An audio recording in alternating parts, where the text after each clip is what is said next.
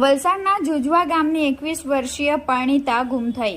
તારીખ 19 એપ્રિલ શુક્રવારના રોજ 4 કલાકની અખબાર યાદીની મળતી માહિતી મુજબ વલસાડ તાલુકાના જુજવા ભાઠેલ ફળિયા ખાતે રહેતા 21 વર્ષીય રવિનાબેન બંકિમભાઈ નાયકા તારીખ 12 એપ્રિલ 2024ના રોજ રાત્રે 8 થી 11 વાગ્યાના સુમારે પોતાના ઘરેથી કોઈને કંઈ પણ કહ્યા વિના કસે જતા રહ્યા હતા।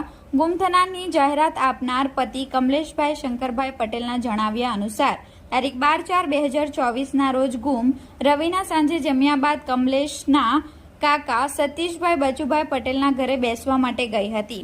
રાત્રિના 8 વાગ્યા આસપાસ પરત ફરી ઊંઘી ગયા હતા। કમલેશભાઈ રાત્રિના 11 વાગ્યે અચાનક જાગી ગયા ત્યારે રવિના ઘરમાં ક્યાંય દેખાઈ ન હતી, જેથી સગા સંબંધીઓને ત્યાં તપાસ કરતા પણ મળી આવી ન હતી।